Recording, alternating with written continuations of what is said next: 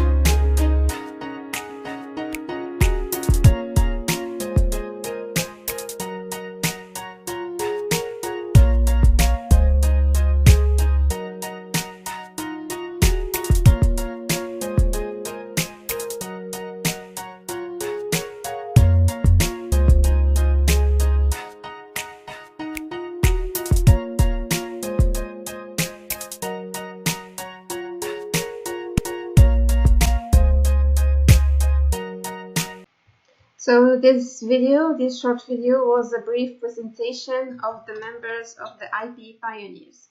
So the webinar's topic is as mentioned before, about intellectual property management and disruptive innovations in the wake of Covid-19. So to talk about the lockdown and the Covid-19 impact on the intellectual property rights and the IP offices, and which disruptive innovation model should be adopted. So to start, we'll go to Cecilia from Brazil. So welcome to the first webinar of IPCC. It's a pleasure to be part of this initiative. I will focus my presentation in the point of view of IT practitioners, the impact on IT service demand. The agenda will focus on IT impact, lesson learned from past recession, the IT value in terms of opportunities and threatens, the new approach of work for IT practitioners, and what lies ahead. So the first topic is the IT impact, and I choose patent to initiate this discussion. And we can divide the patent in three groups. The patent litigation, certain companies use litigation as a tool to improve their bottom line during recession. The second group, the patent transactions, usually disappear completely during the recession because the companies stop their merger or acquisition deals. The third group, the patent association, is the only one that we can see as a long-term investment, where the smart companies can take advantage of new patent applications as capital investment for the next year. So I bring some data to show you some evidence of the last recession using patent statistics provided by USPTO in a period of about 20 years, divided in two timelines. The first period, 1997 2010, covers the last two recessions, the tech bubble or dot-com of the early 2000s and the financial crisis of 2008. At the second period, 2011 to 2008, they has no recession. As you can see in the graphic, the blue one shows the patent filing per year, and you see an increase year by year, except 2008 at the top and a little drop 2009. But if you look closer, year-over-year growth, we can see two drops. One, just after the first recession, the dot-com, 2002-2003, and the other drop is just in the financial crisis, 2008-2009. So we can link the impact, the economic recession with the IT impact. In the second period of time, we can see also increase in the patent filing. But the drop observed in 2014, the author gives the explanation that is because the introduction of inter-parties review at the patent trial and appeal board in the United States. So, completely different. We can highlight it 5 negative impacts. The first one is the decline in filing activity. The second one is sector-specific decline, because in the dot-com crash was observed that it was limited to the tech sector, while the financial crisis spread. The third point is spending. Corporations try to postpone some decisions to reduce their spending, as well as the cut cost-cutting by dropping application and non-payment of maintaining fee. So the number you can observe by the number of abandoned applications and the number of expired patents. The next one, let me see why open. The next one. Looking at the Latin America and Caribbean, the last decade, following the economic data through the gross domestic product, we perceive that this pandemic has hit in a period of weakness and vulnerability that may very difficult to overcome. It will be affect enormously the IT. And I bring some data coming from the World Bank in terms of charge for the use of intellectual property, the receipt, since the 19 to 2018. And we can see two drops associated to the last recession, the dot-com and the financial crisis. So we can conclude that really they affect directly the IT. But in terms of opportunity and strategy, well, I put here a statement of Hermie Rose that mentioned that companies that have invested in intellectual property in a research time come out stronger than those that only wait for economic recovery. And let's show some good examples.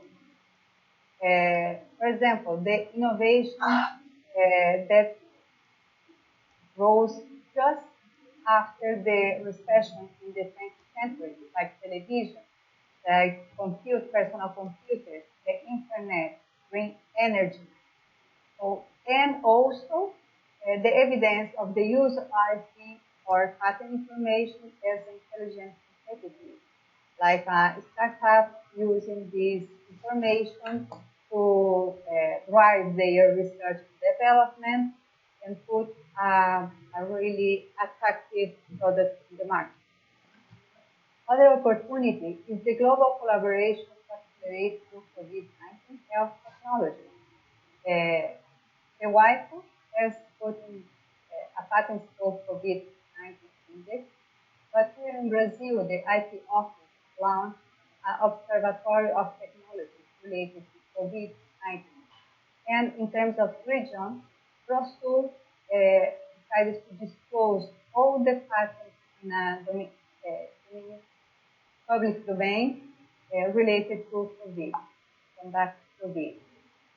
But in terms of threat, we can point out three: the data protection is a threat, IP infringement like piracy or patent infringement, and patent fraud.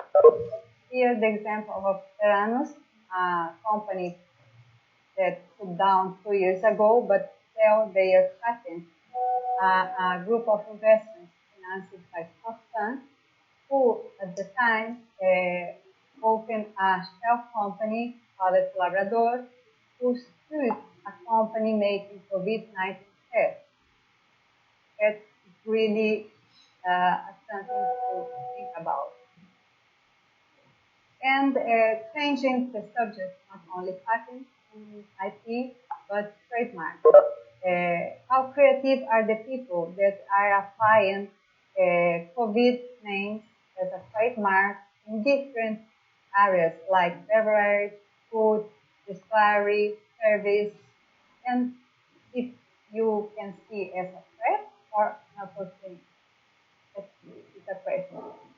And last not least, intangible assets is used for companies to create value in the last year and to do less.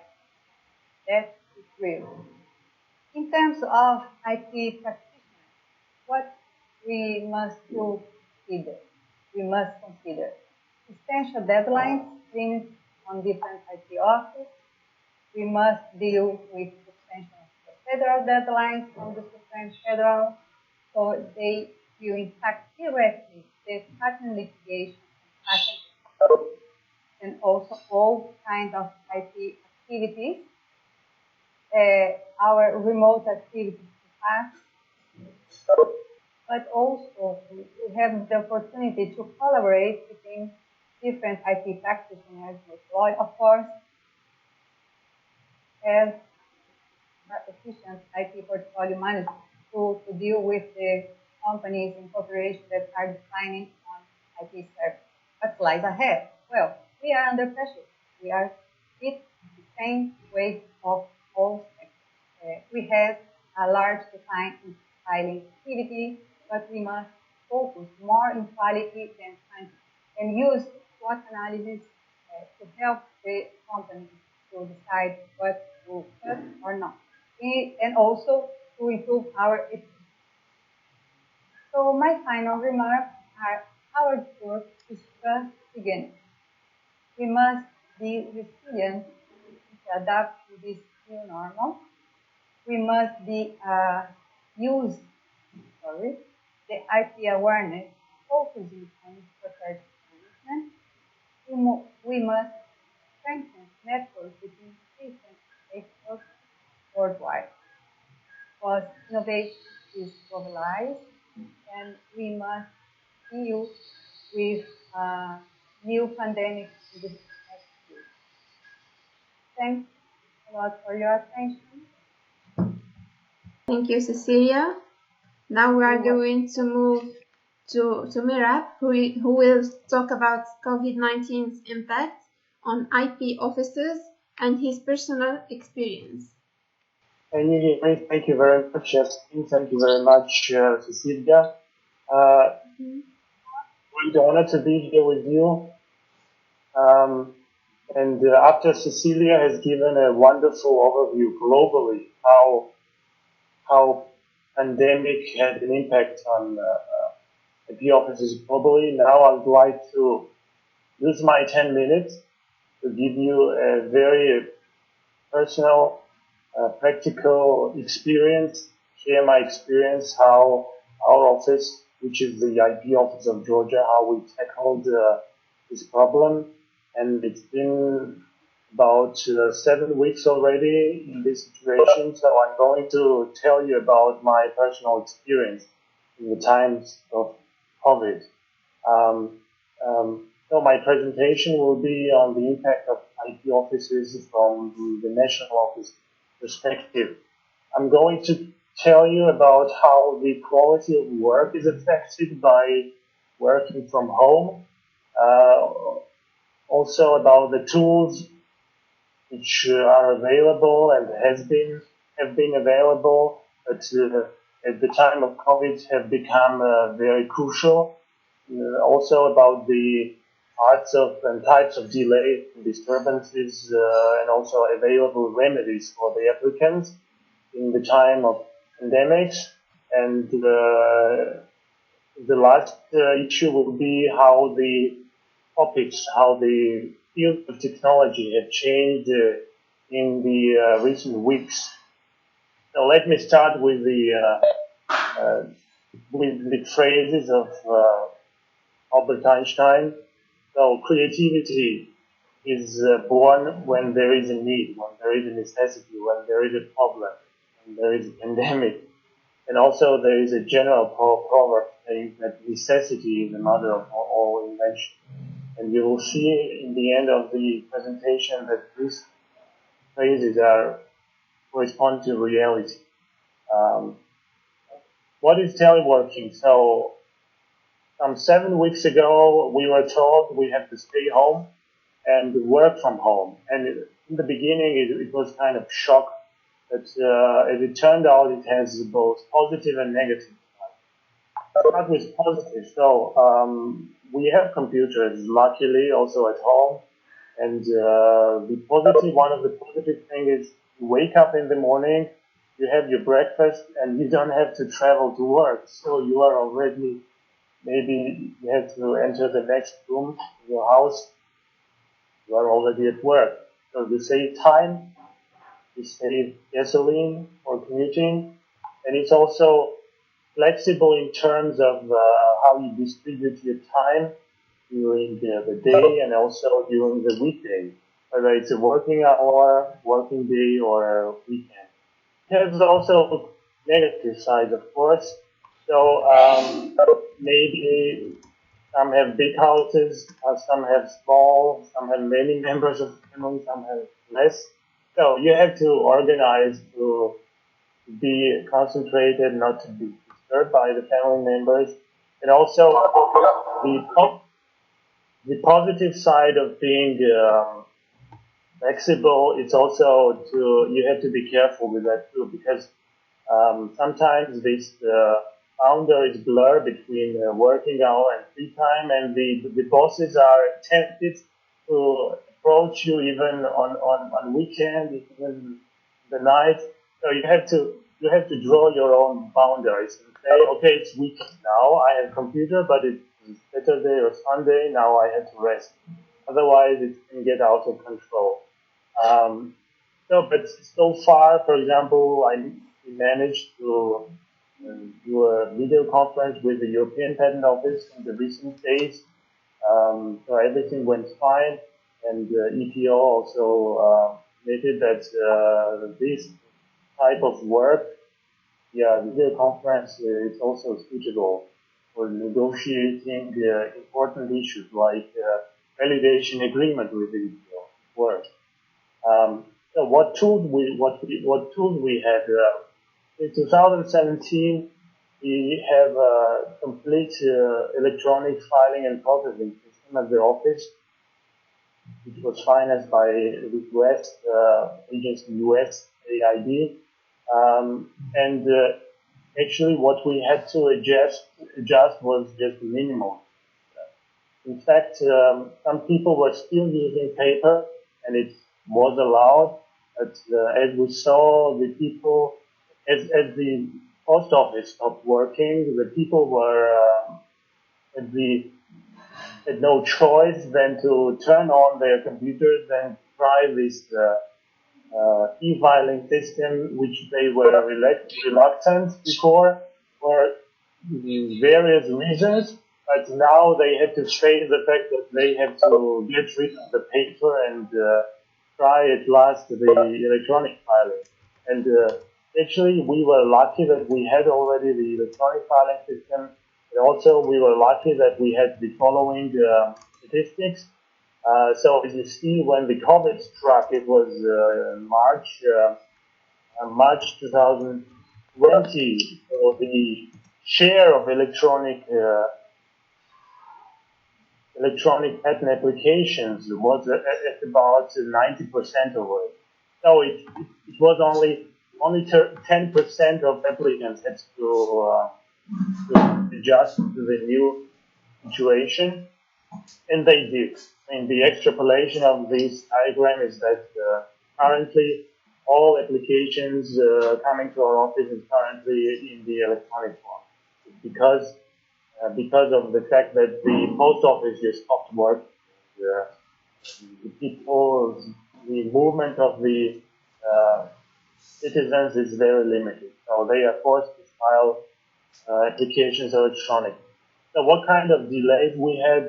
Of course, first of all, the deadlines. The deadlines are mainly for paying fees and for responding to office action. And if this deadline is missed, the application is normally being withdrawn. So we had already several such cases, and the decision of the management was to give time extensions, I mean extra time extensions, not present in the legislation, but because of the extraordinary case, the pandemics, they were allowed. And also other offices like EPO and USPTO, just two days ago, they announced that they end with the applicants and they will use any possible means to support them in this hard time, for example, by offering video conferences or for oral hearings or postponements of many deadlines. And also, for example, what our office also did, we waived the signature and certification requirement, which was a very convenient thing for the applicant. And as for the number of effect of pandemic on the number of applications, so we had a slight decrease in March, as you see on the diagram, but already in April, the situation has normalized. So we hope it was just a one-time thing, and the curve will increase again. And finally, about the technology. So what we saw in the recent weeks, the people, the inventors, the applicants are thinking about ways to fight pandemic, and we see that both on the topics of the education, but also the news media on the internet were very actively telling stories about some inventors improving some face masks or breathing ventilators or even contactless buttons for elevators. And so we are glad and we are proud that sooner or later we will be handling these applications and checking whether they have novelty and inventive steps. And that means that it's a real fact. You have to have a necessity. You have to have a very urgent need for a solution and very severe problem when the people get creative and the people get inventive and they invent new things or they improve the existing one. So thank you very much. That's all about my. Thank you, Mera. Thank you for your presentation. It was very clear. So now we'll move to OG to present the impact of COVID-19 on the intellectual property rights. Are safe, being at home. So, like because of this COVID, our social life has drastically changed. Like we are working from home, and even our kids are having online education. And we are also mostly involved for the home entertainment because we are not going outside of home. So, what are the main issues we have to consider during this period while we are enjoying the home entertainment as well as actively participating in online learning, whether we are participants or we are the teachers who are teaching the kids through online platforms. So my main agenda is I'm going to concentrate on copyright issues and online privacy. So even though in our copyrights, education using of copyright materials or works for education is considered as a fair use. So it's an exception for non-infringement. So it's considered as a non-infringement act. But does this apply to the online education? Because online education is something which we do through digital platform now.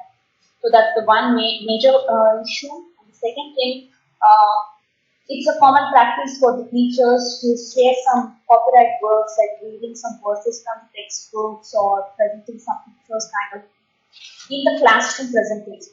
But such kind of sharing videos or any copyright related videos uh, through online streaming.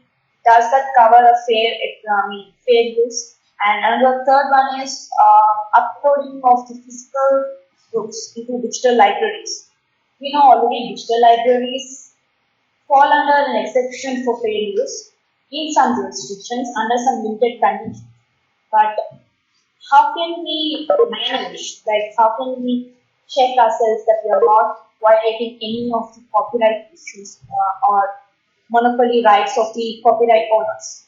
So coming to the first one, education, online education does fall under the fair use exception because till now no copyright law has clearly described that any specific medium to educate people, like any restrictions on the medium of education. So even though there is no restriction, but we have to follow some uh, measures, or we have to take care of some measures to see that we are not causing the fair use. And next, online sharing of the videos. This can also be considered as a fair use, but we can't say that in future the copyright owner may not challenge us for it. And uploading of digital libraries, we have one article there in Berne Convention Article 9.2.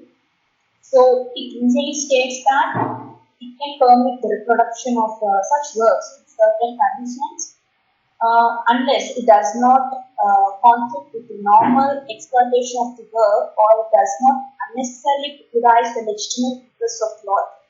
So it mainly concerns that we have to see that there is a restricted access to such kind of online videos or education videos. So what all can we take?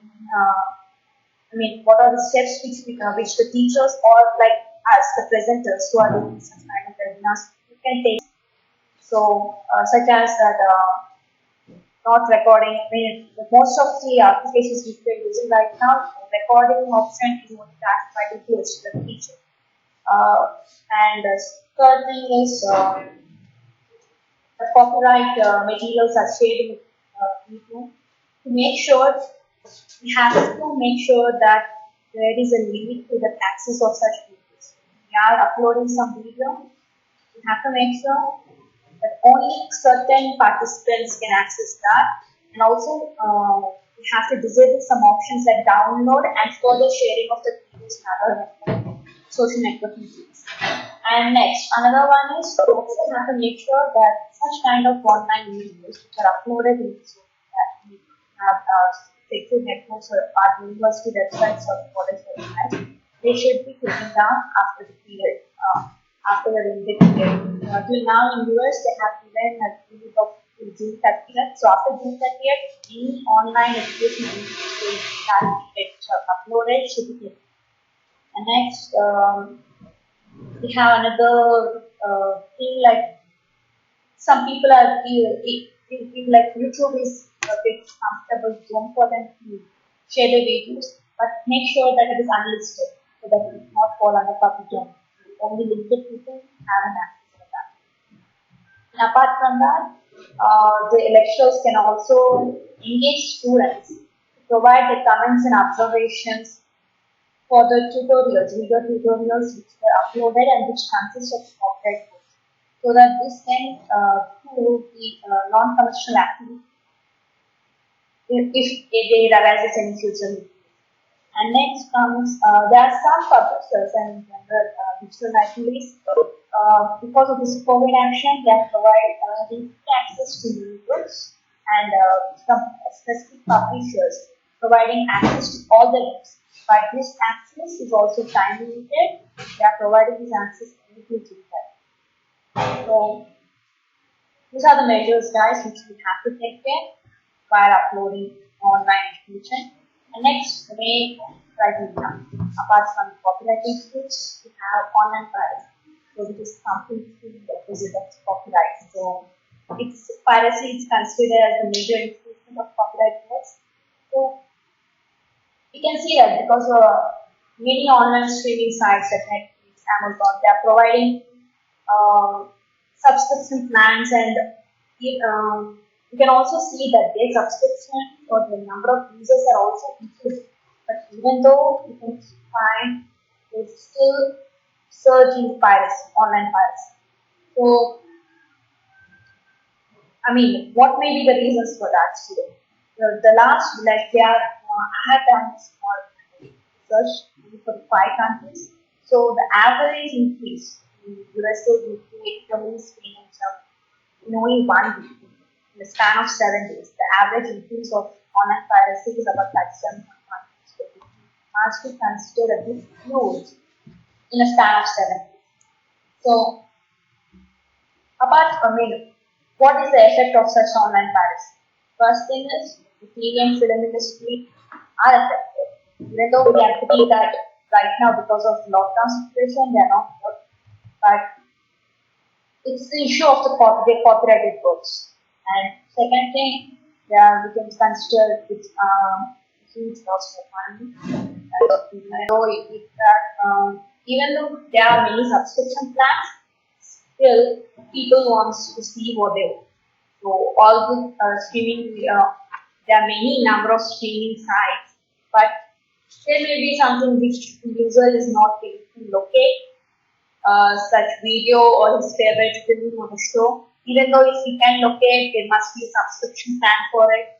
So it's general as a why to pay in this lockdown situation when we can see free. So that could be one thing, and there is also lack of TV sports and the customer. The main issue is even though the streaming sites have the subscription plans, uh, they are not having all kinds of movies, and some streaming sites are not accessible to families, and there are two different subscription plans in one streaming site.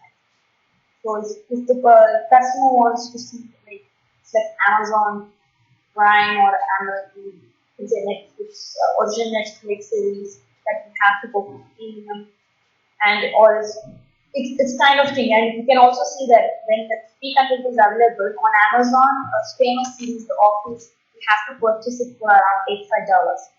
So this can also mean these may be some of the issues like personal issues in terms of economy, like people can consider like, okay, when the fee is available, why not? Why to pay? Because it's almost summing up to pay different subscription sites, it's almost summing up to a monthly subscription. So it's a kind of another bill for us, an extra bill for us. So how can we control? I mean, is it practically possible to control? It's not. But there may be some alternative measures. Even though there are alternative measures, we have to like the streaming operators or television operators should always have a disclaimer campaign and should highlight that what are the consequences of the piracy and everything. And next, monitoring the activity is automated by human rights. So nowadays we have many AI algorithms in market which are monitoring the activity of the people in the pirate side, like how many clicks are there, from which server more people are having access to such pirates, and it should also, and even the streaming sites should enhance the security measures. You know that you can download it, but it's not downloading to your device. That's actually a good, you can't download it to your device, but yes, you can download it. And next, and you should also have a cooperation between national and international level. See guys, this is a copyrighted issues and we are using someone else's work. It's kind of a moral issue here. So we have to consider how can we stop, how can we at least control it. It's highly impossible right now due to the number of the numbers at P. So the main things of my remarks about for the copyright and the piracy is that whatever you create on the digital platform, your original work is a copyright. But if you have any access to another works, it doesn't mean that you own those works also. It's completely different. And we have to also check, if you want to check, distribute any copyrighted work for your own educational purpose, like the teacher wants to distribute this interesting video, that is like for kids, how to be hygiene, kind of thing. The teacher should take care that she has general permission from that copyright holder who uploaded the video. So if she gets a permission kind of thing, she's free to do it. Next, even though there are some free resources which can be shared, but those free resources are also binded with some biases. So we have to check like what are the limitations in that license. So, are they going to share or they should be attributed? Attribution means is generally that we have to mention the name of the creator wherever we use that work for our purpose, for our own personal purpose or company. So then another one thing is we have to make sure that whatever video content or copyright content or anything, whichever you are uploading on the digital platform, you also can take care of its distribution by providing only limited access to that. So the technology has already developed, so we can just take care like this document is only video, can't be shared, this video can't be shared for video purpose, something like that. We have to check, we have to use the technology for just protect our own works. And the piracy is illegal, but unknowingly, like even though we know that it's illegal, we also unknowingly access it. So that we don't violate those. So I hope this gives some insights on my topic, and thank you. Thank you, Audrey. Thank you very much. And now we are moving to Yusuf's presentation, which is about the disruptive innovation in the wake of COVID-19. And while that, please write down your questions in the chat box so that the members can answer those questions at the end. So, Yusuf, can you start? Yes. Hi everyone. Thank you, Yasmin, and many thanks for all participants. So I will be talking about disruptive innovation in the wake of COVID-19, and so we'll be covering 4 elements. First one is the impacts of COVID-19, then the coronavirus innovation map, and I will be talking about the innovation journey, and finally I will be talking about the most important element, which is DIM, disruptive innovation model. So let's start by the impacts. So how COVID-19 is affecting our life today. So the negative impact has 3 dimensions. First one is biological. So you can see every day the huge number of cases and deaths all over the world. We are talking about more than 3 million cases and above 200,000 deaths. So this is the first impact. Second one is the psychological effect. So today we can, because of lockdown, so people are facing a lot of stress and demotivation, and some recent studies are expecting a lot of burnouts caused by this fact of staying home. And last but not least, it's the economic impact. And big economic impact has been significant. Earth is having a substantial economic impact worldwide, and it's affecting all businesses. So, to face this situation, a lot of businesses start adapting themselves to continue providing services. And also the crisis is generating a huge amount of energy that if we can use it constructively, it can be a great source of innovation. This is why today a lot of creative solutions are emerging worldwide.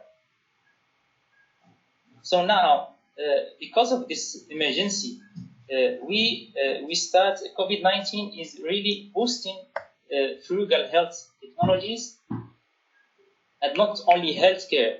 We are also expecting a lot of, I would say, significant disruption across all businesses. And finally, one positive effect is that because of the crisis, so today we are having a lot of fans that were engaged against COVID-19. So this is why we hope that we are moving from darkness to light. And to summarize, let's say that COVID-19 may be having a devastating impact on our industries and social lives, but it's also, and this is really important, it's also a catalyst for creativity and disruptive innovation. And as to strengthen the response to COVID-19, we start tracking new innovations in all over the world. And as an example, a coronavirus innovation map has been launched by a startup named together with the Health Innovation Exchange and the Moscow Agency Innovation. And as you can see, we have already about 600 innovation registered in this new map. And this kind of tool, by providing useful information, it can be really an enabler for innovators. It can help to connect, to have good connection between innovators, and it also can be promoting collaborative solutions. So now we were talking about innovation, so let's talk about the innovation journey. So today, because of the crisis and also the emergency, so innovation, everyone is talking about innovation. So innovation is innovation can mean everything and nothing. So let's start by the basics. Let's talk disruptive innovation. So the term disruptive was introduced. He's an American professor. So it was introduced in 1995, and later on, 1997, in his famous book entitled Innovator's Dilemma. And so we say disruptive to when it leads to a new market, to the creation of new markets by overtaking an existing one. So this is disruption. And it's mainly linked to the strategy and the business model that brings disruptive impact. And as part of disruptive innovation, we have frugal innovation. So frugal innovation is also disruptive, but with minimum resources. So it's frugal because you need to adopt mindset of simplicity and low cost without affecting the quality. So today, starting from, I will say, from face masks to breath ventilators, we are having a new era of urgent innovation. And most important thing is that this urgent innovation should be linked to frugal or disruptive innovation at the end. So again, what is important today is that to build a better future, there is some criteria that innovation should fit in order to be successful. So these criteria are, first one is that innovation should be strategic.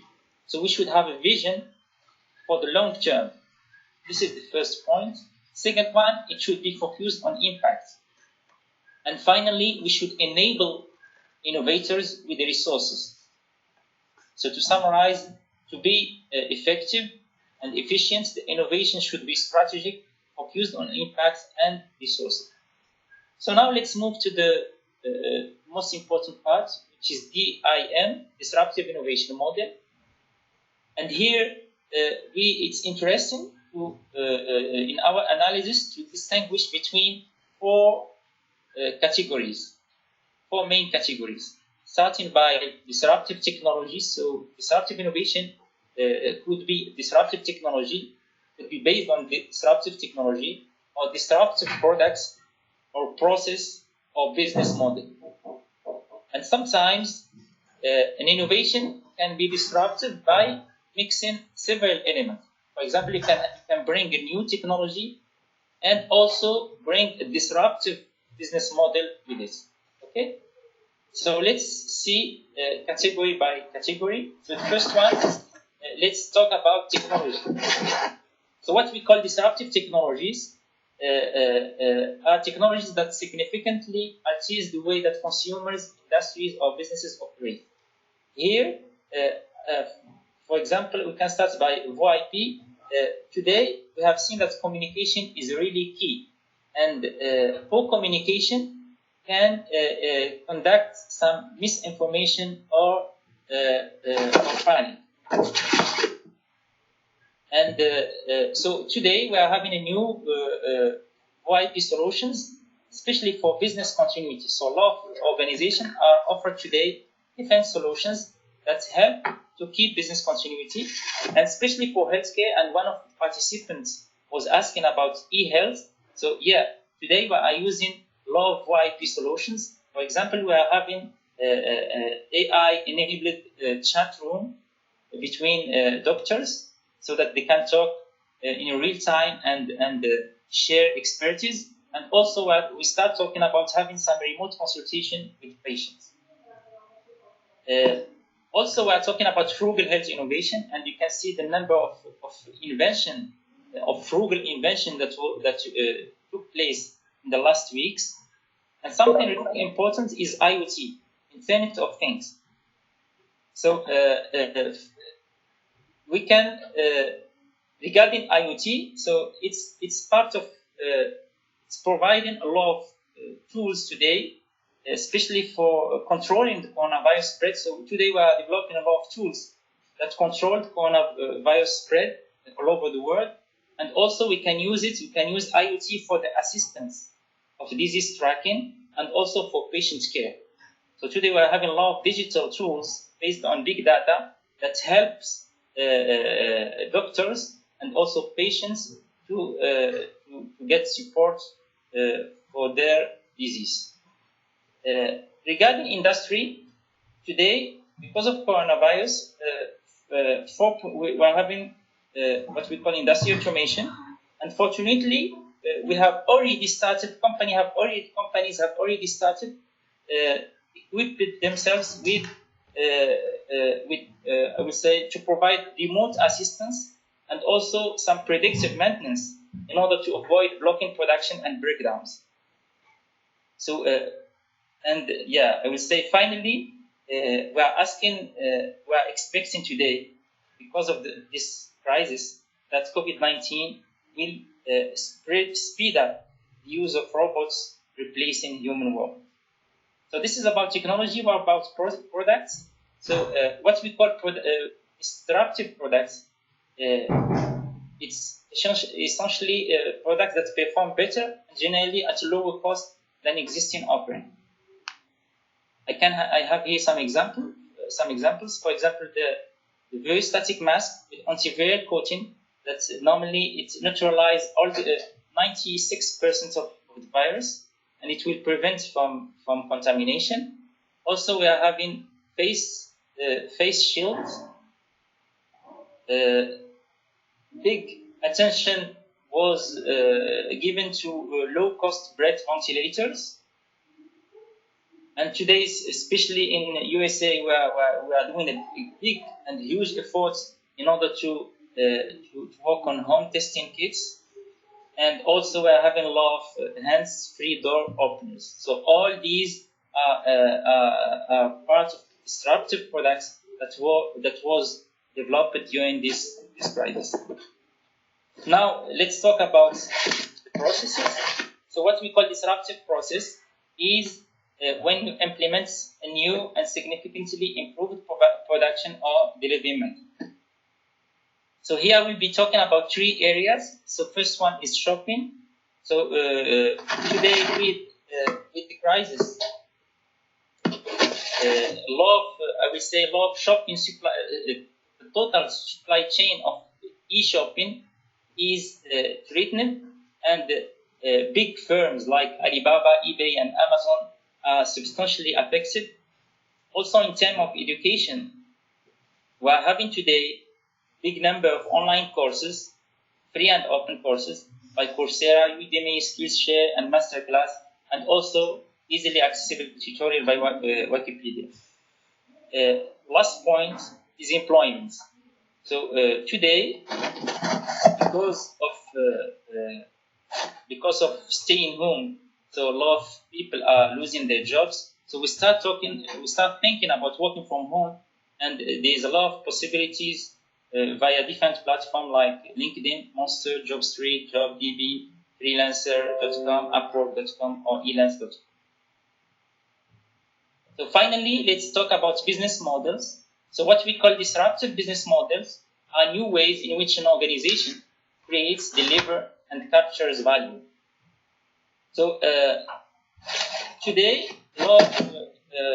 because of the sudden crisis of coronavirus, law firms start pivoting either as temporary change or with a larger vision beyond crisis. So we are having some firms that are pivoting to health. For example, some chemical manufacturing startups have swapped to manufacturing sanitizers. In terms of plants, car manufacturing plants, some of them have already moved from car manufacturing to produce affordable ventilators. And also, we are having some companies are now working to offer fever detection cameras to government hospitals and police, and also some distilleries start supplying hand sanitizers. This is for health. Also, regarding entertainment.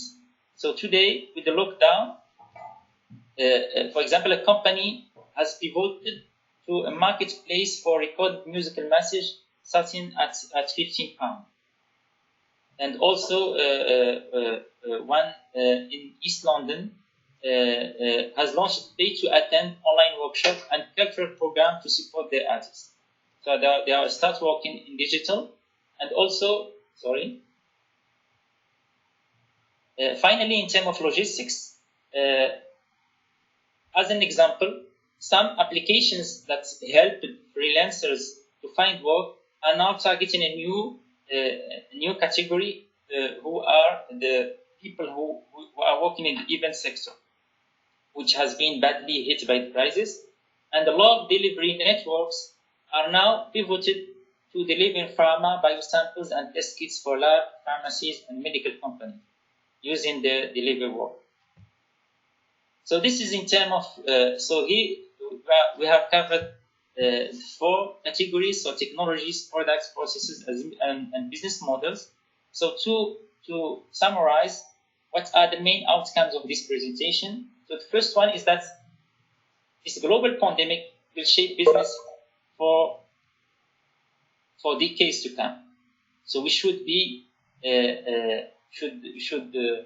be ready for this movement that will come after the crisis.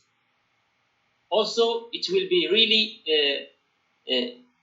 I will say, it will be shame if we can't, if we will not take this opportunity to leverage this huge energy and altruism and the new resources that are allocated today because of the emergency. So we should take it as a big opportunity to make and to bring this disruptive innovation. Also, something really important is that innovation should be shaped with long-term sustainability in mind. It should be really strategic, and something that we forgot, because whenever we're talking about new processes, we should think about change management. And here, a lot of businesses must carry out risk assessment because of the new change that are bringing in their business.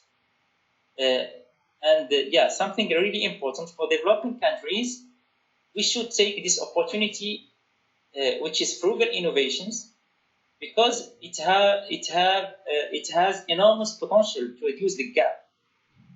And we hope that we will reduce the gap thanks to this frugal innovation that we are having in this period of emergency. Also, something that we should highlight is that today we need we need some global calls for innovation across governments in order to promote collaborative solutions and to enable innovators with funds and with support. And finally, because of the economic crisis, we should focus more on agriculture innovation. And today we are talking about 4.0 agriculture. That means the use of IoT and big data to increase agriculture efficiency. The main objective is to achieve food security and tackle malnutrition. That's it for my presentation. I hope I didn't take a lot of time. Thank you, Yusuf. Thank you very much. It was very clear. So now we'll see with Menna from Egypt the impact of research progress in universities. Okay, hello everyone. Can you see my presentation? Okay, so I'm going to talk about this topic from a different angle maybe, because I'm a researcher and this pandemic has been like a double-edged weapon for scientific research, because there is a lot of opportunities and also a lot of threats. So I will talk about like different points and mention what kind of threats do we have and what kind of opportunities also are there. So the first point I would just give me one second. The first point I start with is the impact of the pandemic on the research progress in universities. So first of all, our labs are not working anymore at this time, and any topic that is not related directly to the pandemic issue is actually stopped, and people do not go to the lab. So this means that people working on cancer research, other diseases, microbiology, different areas, like anything that is not really directly related is stopped. Another problem is that many students who are studying abroad, they return back to their home countries because of the current situation. And this, of course, will cause a delay in their projects because they have to still come back after the airports open and the situation is better. And also, many conferences have been cancelled. For example, I was supposed to travel twice during this time, and I'm not going anywhere. So this is also has been a major change for many researchers who have planned to go to conferences and present their data. Another problem is that attracting foreign students to international labs might become more difficult in the upcoming time because of the limitation in traveling and so on. However, there is some opportunities that have been obvious during these days. For example, the dry lab projects, or people who work on bioinformatics projects, for example, or programmers, or people who are just doing data analysis in the lab, on their PCs. They didn't stop, and they actually started working much more efficiently during this time. And so many people who work on wet lab projects, like myself, who work like wet lab projects, like when you do the experiments, they have to be done in the lab. They started integrating bioinformatics, for example, and dry lab more efficiently into their work in order to keep up the pace during this pause time, let's say. And also, yes, conferences have been cancelled, but many virtual meetings are happening, like the one we are in now. And this concept is becoming more familiar. And actually, I believe that after the pandemic, having a virtual meeting will be something completely normal to have. And this is a great opportunity for many researchers who cannot afford traveling because of the finances, or because of maternity, or because of any health conditions. So I think there will be a shift in our appreciation for the virtual meetings after the pandemic is over. Another point, of course, some of my colleagues already talked about, is that some areas of research, like on protective equipment, for example, or ventilators or sanitizers, they have been flourishing these days. However, if we talk also about other research areas, or actually industrial manufacturing that is directly related to research, we will have probably some negative impacts because of this situation. For example, in the lab, we use reagents and chemicals that are imported from abroad companies, and developing countries probably might face some difficulties in performing their experiments in a timely manner because first of all, we cannot now import anything, and second of all, if the companies abroad they stop producing the normal rate they do, then they will put themselves as priority to supply their own labs, and then we might not have enough material for other countries for export, So this also might be one of the negative things that researchers might suffer in the upcoming days. There is also another positive thing, but also maybe have some negative impact as well, because there is so many funds now dedicated to research on COVID-19 and SARS-CoV-2. However, yes, this is a great opportunity, especially for labs in developing countries who don't have enough money. So it's much more easier now to get funds to start working on COVID-19. However, this might affect allocation of funds into different research areas, because if we give the current pandemic a priority in all our research investment, then other research areas might be affected. And let's say, for example, cancer is still the second cause of death worldwide. So if people would not have as much funds as they did before to support the research, then this would also cause another problem. In addition, also, because there is so many funds offered now and very easy to get, then many researchers might apply with very primitive research ideas that might not succeed at the end. So they just propose some ideas that are not solid enough because of the urgent need to find a solution. And maybe so many people will take funds that will not be useful at the end and will not be directed into the path they should go through. Yes, another aspect actually is the massive number of publications we have these days. And yes, there is a current need, a real need to understand the mechanisms of infection and how the virus interacts with the host and how the transmission happens. And this is a must to develop like effective therapies and so on. So there is a positive thing, which is the fast reporting of new findings. However, there's also maybe rapid conclusions and claims published faster, and this is especially because of releasing so many papers on as preprints and spreading them on social media before they enter peer review. And this might cause a problem of having not so solid data spread and not so solid conclusions spread around. So scientists now also are reviewing manuscripts very fast and in large numbers, and this also might affect the quality of the publications that are published during this time. And yes, another point, or the last point I would like to mention, is that collaborations are becoming essential. I believe also my colleagues talked about the collaborations during this time. However, like one disadvantage we have, for example, in Egypt or in developing countries is the lack of BS level 3 labs or the biosafety level 3 labs, which are required for the research on SARS-CoV-2 virus. And therefore, there is a need for collaborations between different people who have the facilities and people who have the expertise. So we will find that there is an unusual level of collaboration worldwide in general to solve the problem. And there is like a need for virologists, physicians, and molecular biologists, engineers, and everyone to come together. Because, for example, if you will do like new ventilators, you need the engineer and you need the physician and you need the industry to support this. And actually, so the researchers at this point started realizing that the importance of integrating industry is becoming essential into the research work to have large-scale production and meet the current demands. So yes, these are the points that I wanted to mention. And yes, and I would like to thank you. Thank you, Mena. Thank you very much. So to start the discussion, I will go to Cecilia. Cecilia, please, can you just talk about which alternative treatment to deal with this crisis?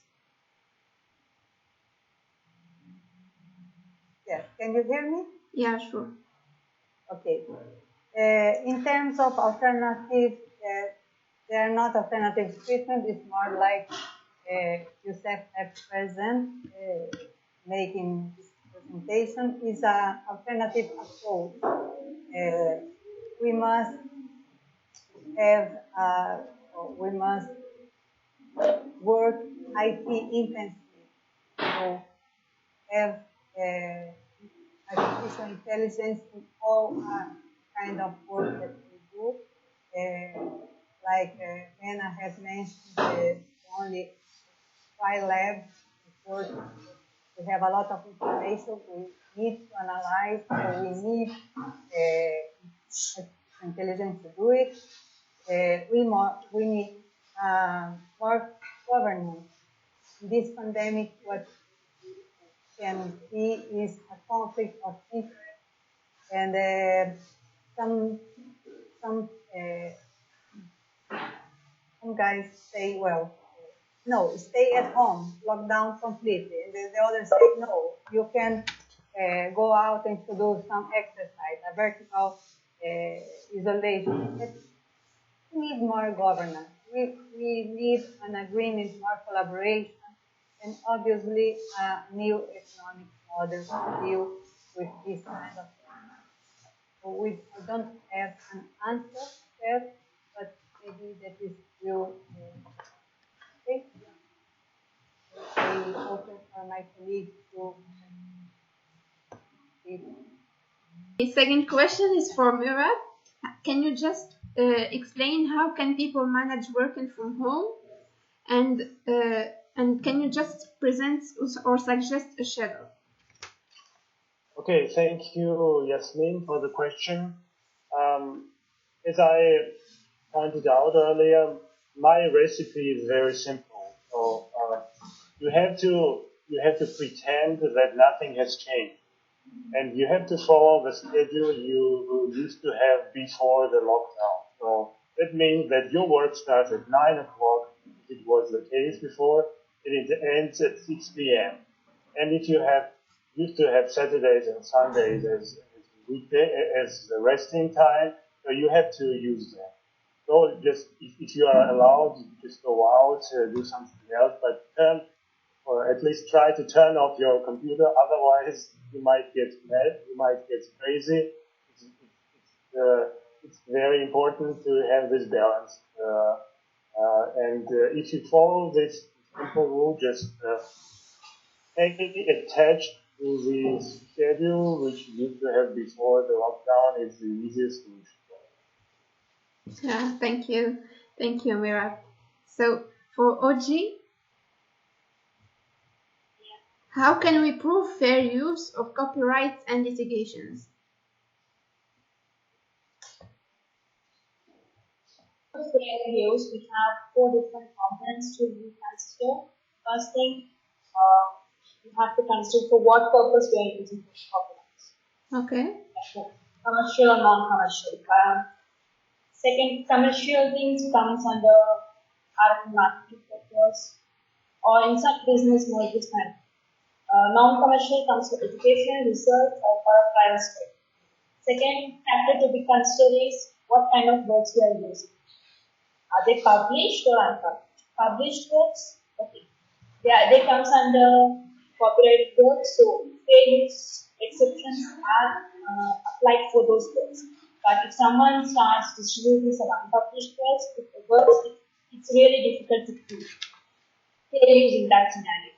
And third thing we have to consider mostly is the amount of the amount of portion which we data or video, the amount of video which we have taken or which we have used in our work.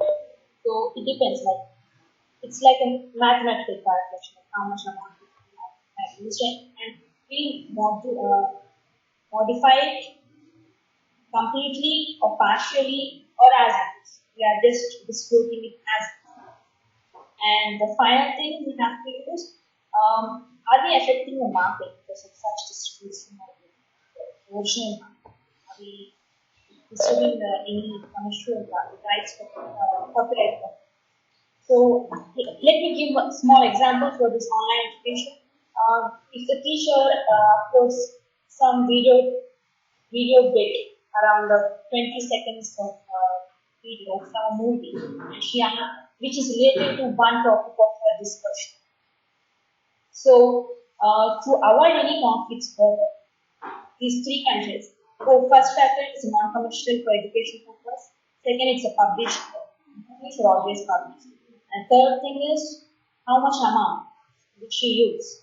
And fourth, is the teacher is calculated, like is she have the power, or is she able to control the distribution of such video further. So to prove and prove more reviews, science and valuations can prove that this video is just used for education purpose and it falls under fair use. So that's it. Okay, thank you, Audrey. It was clear. So my following question is for Yusuf. Yusuf, do you have a clear vision for the post-crisis future, and how can just people get benefits from the markets created by disruptive innovations? Thank you, Yasmin, for this question. Having a clear vision, I don't think so. I'm having my own vision. I'm constructing my vision based on fact that we are something sure is that it's like we're starting from scratch. So the world is changing, and today we are at the same level. What I want to say is that yes, because of the coronavirus, everything is changing. Market rules are changing, and people shouldn't miss this opportunity to leverage this. I would say this kind of disruptive innovations, especially in the business world. And something really important is that, for example, frugal innovations in the past years, it was really dedicated for low resources countries, especially in maybe Africa, in India, a lot of countries in Africa. So they were talking about frugal innovations. Now the game has changed. Even USA today needs to learn to react based on frugal innovations. So I would say with this crisis, USA, for example, should unlearn how it practices innovation for the past 100 years. So now they should adopt a new style, and they should react faster. And as an example, I don't know if you have seen in the information in last weeks, we were comparing France and Morocco in terms of masks availability. And this, for me, it was amazing, because today we're highlighting that Morocco was successful in terms of mask availability compared to France. And a lot of politicians in France are talking about the experience of Morocco. So again, I think it's a big opportunities. It's a big opportunity for developing countries to get at the same level, or at least try to get same position, or even better than some developed countries. Exactly. So yeah. And also, so to summarize, I think we should see the positive side. So the negative side, we are all impacted, and a lot of people are reacting in different ways. So we should take time to do things in the right way. And again, as Cecilia said, we should make focus on governance. We should do things in the right way. And I hope in the next years we're gonna see some new forms of leadership. I would say pragmatic leadership based on this situation, and how we can handle maybe the next crisis. Because what is true is it's not the only crisis that we are going to live. Other crises may come based because of this first crisis. So we should get ready for. That's it from my side. Thank you. Thank you, Yusuf.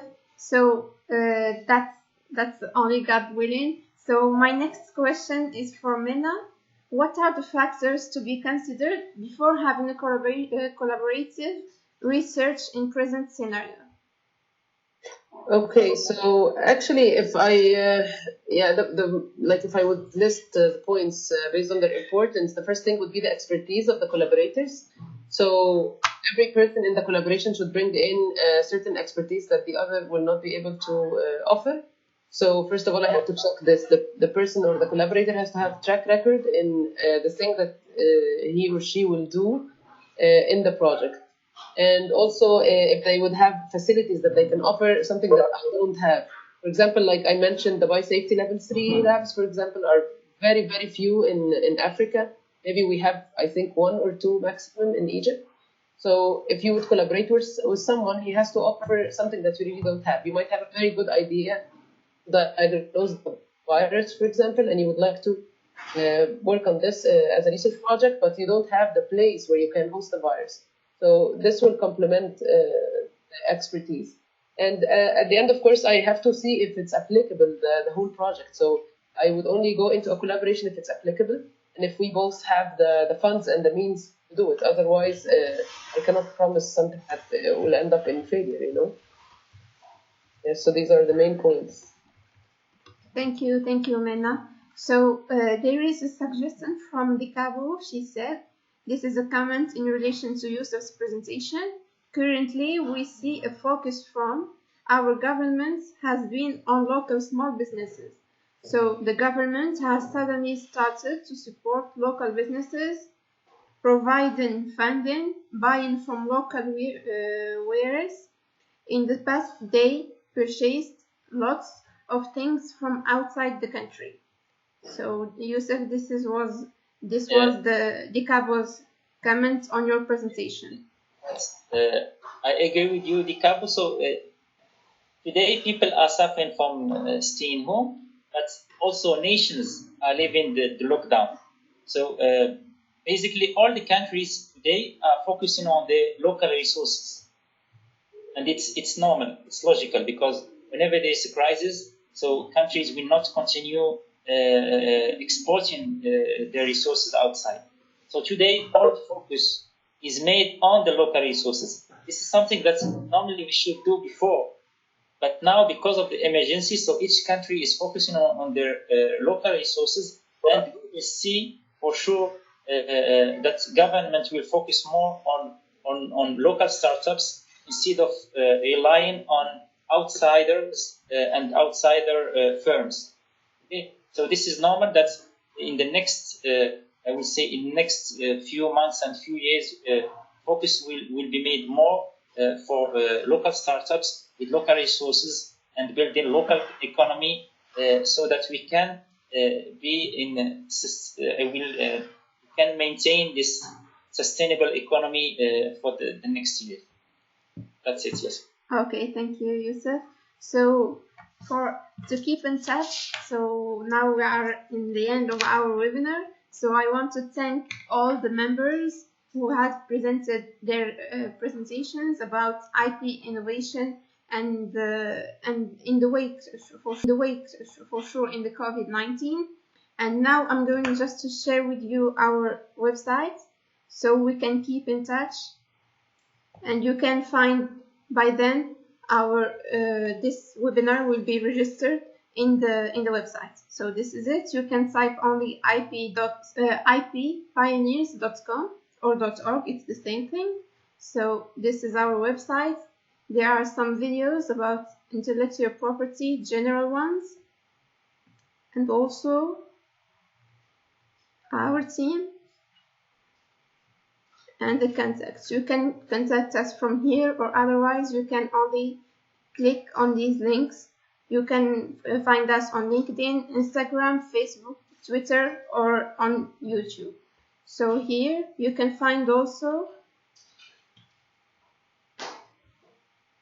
all the themes about IP awareness.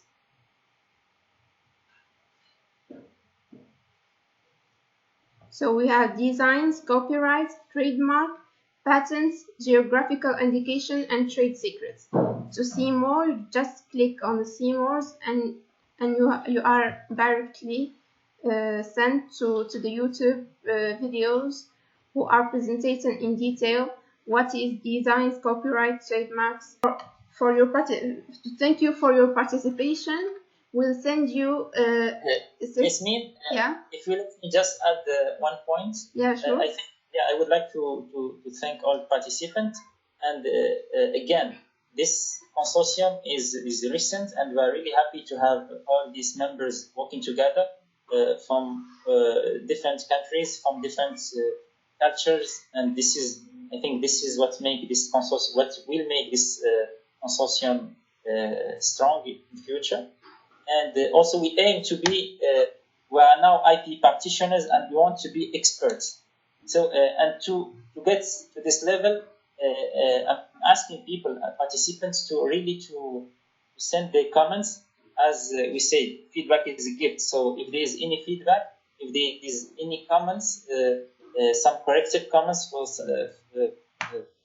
if you see anything that should to maybe to make it better for the next webinars, you're welcome. And Yasmin, if you can share any, you can share the mail of IPPC so that people can join us if there's anything. Yeah, for sure. I will share it, and also I will send to each one of the participants a certificate to appreciate their reactivity, and also to have something that reminds you about the IPPC and the IP Pioneers team. So thank you, everyone. Other members, do you have something to add before ending the meeting? So otherwise, we can just say goodbye, stay safe, and keep yourself.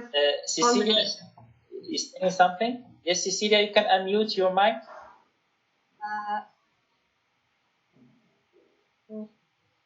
Can you hear me?